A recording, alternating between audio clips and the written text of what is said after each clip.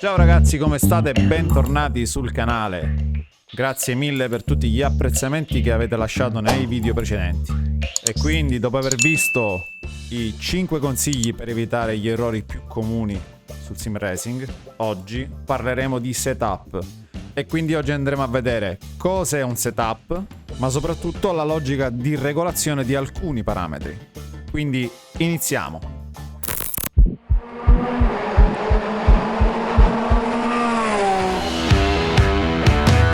Il setup è quell'insieme di regolazioni possibili che si possono effettuare su un'auto da corsa in base al regolamento di quella specifica categoria.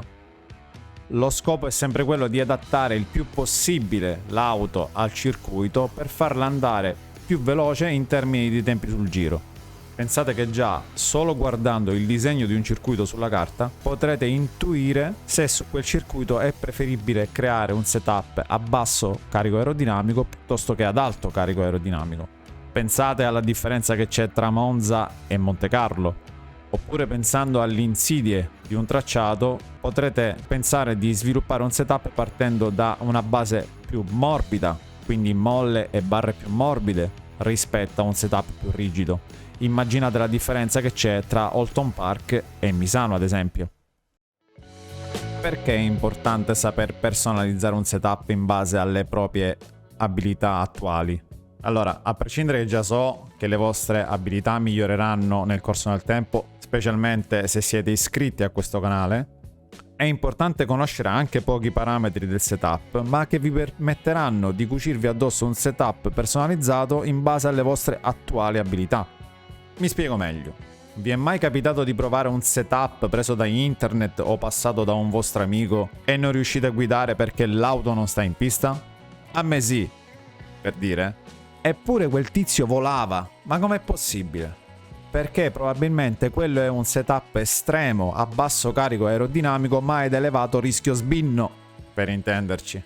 E quindi in quel caso sarà difficile mantenere l'auto all'interno del cerchio di aderenza. Concetto che poi vedremo più avanti quando magari spiegheremo il grip. Comunque, ritornando al discorso della personalizzazione, a quel setup per esempio vi basterà fare 2-3 clic che lo riportano safe.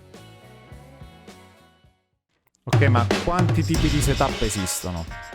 I più conosciuti sono il setup safe, che tendenzialmente è sottosterzante, il setup aggressivo, che è leggermente sovrasterzante, poi c'è il setup da bagnato, che poi può essere a basso o alto carico aerodinamico in base alle condizioni del tempo, poi abbiamo i setup estremi, che sono quelli a bassissimo carico aerodinamico, difficilissimi da guidare, e per ultimo abbiamo i setup ibridi, che sono versatili sia per quanto riguarda l'asciutto che per quando arriva la pioggia. Ma questi poi li vedremo in un altro momento. Benissimo, fatta questa premessa, andiamo a vedere alcuni consigli validi per tantissime categorie GT3, GTE e quant'altro, che vi permetteranno di fare delle piccole regolazioni in maniera logica sui vostri setup. Iniziamo dalla regolazione della frenata. Per una frenata efficiente dovrete sfruttare anche i dischi posteriori della vostra auto, ovvero quel punto dove l'auto frena forte ma non si scompone. Starà poi a ognuno di voi andare a scoprire quanto poter spingersi indietro con il bilanciamento della frenata, avvicinandosi il più possibile, diciamo, al 51-49. Ogni auto ha la sua finestra di regolazione ideale del bilanciamento della frenata, sempre stando sull'anteriore però. In ogni caso la logica è questa: se in frenata abbiamo il problema che l'auto si avvita, facciamo qualche clic in più verso l'anteriore. Viceversa, se in frenata blocchiamo le ruote anteriori, allora interveniamo riportando la frenata al posteriore. Cosa fondamentale da tenere in considerazione è che il bilanciamento della frenata è un parametro dinamico, ovvero che va cambiato più e più volte durante una competizione. Comunque facciamo un esempio. La mia auto frena per la prima fase di gara perfettamente, ma dopo 5-6 giri comincia ad avvitarsi nella fase di staccata. Cosa faccio? Questa cosa tendenzialmente succede quando si ha un consumo elevato della gomma posteriore e quindi semplicemente vi basterà intervenire spostando il bilanciamento della frenata leggermente verso l'anteriore. Adesso passiamo all'altezza da terra. Non so se lo sapevate, ma la maggior parte dell'effetto suolo è dato proprio dall'altezza da terra del veicolo. Inoltre è importante saper regolare l'altezza da terra in modo da avere un bilanciamento neutro del veicolo. Questo ancora prima di passare alle sospensioni. Sospensioni che vedremo sicuramente in un video a parte, e lì ci sarà da divertirsi. Più sarà bassa l'auto e più ci sarà maggiore aderenza. Di contro, avere l'auto troppo bassa potrebbe causare tocchi accidentali su cordoli e avvallamenti e causare quindi perdite di controllo. Immaginatevi cosa potrebbe succedere all'Orouge se sbagliate le altezze. Comunque ricordatevi che ogni click modifica radicalmente il setup dell'auto, quindi pochi click alla volta. La logica è questa qui.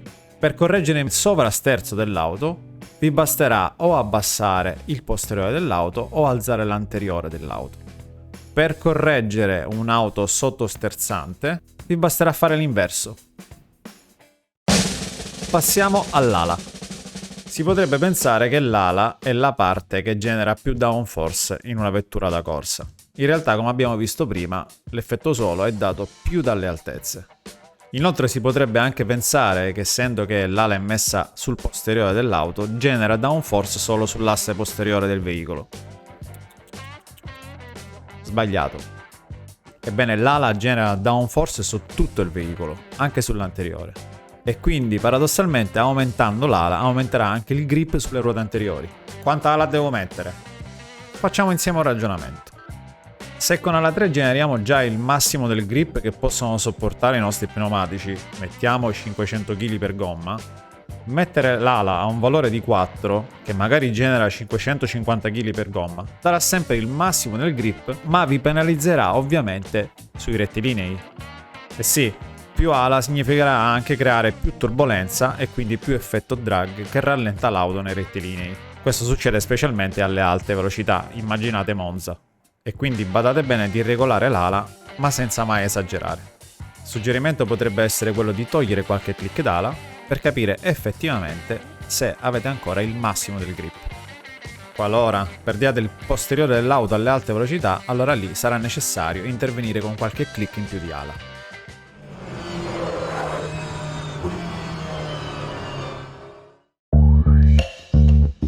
Passiamo ora al bump stop. Il bump stop, Packers o tampone che dir si voglia, ha lo scopo di limitare il beccheggio in fase di compressione delle sospensioni, sia in frenata che in accelerazione. Quest'ultimi, se regolati bene, possono dare tantissimi benefici al setup. Per esempio, all'anteriore possiamo immaginare che in frenata possono bloccare il beccheggio, che potrebbe causare la perdita di carico aerodinamico o addirittura causare il bloccaggio delle ruote posteriori. Se invece regolati in modo da bloccare totalmente il trasferimento di carico all'anteriore, la conseguenza sarà una frenata poco efficiente e magari qualche bloccaggio.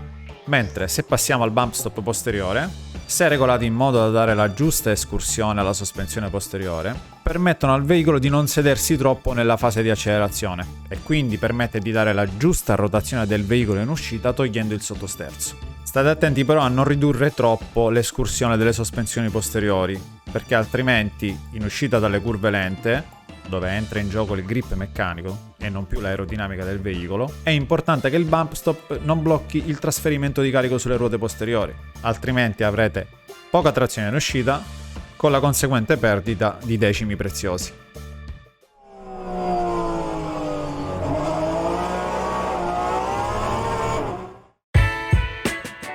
Per ultima cosa, sperimentate. Nessuno potrà dire meglio di voi quello che sentono le vostre mani al cambiamento di un parametro del setup. E quindi non abbiate paura, sperimentate. Magari iniziate a farvi uno schemino dove segnate cosa è successo quando avete cambiato quel parametro del setup, in modo già da acquisire competenza ed esperienza. E anche per oggi siamo arrivati alla fine di questo video. E quindi fatemi sapere se vi è piaciuto con un pollice in su, se non vi è piaciuto pure, e noi come sempre ci vediamo in pista.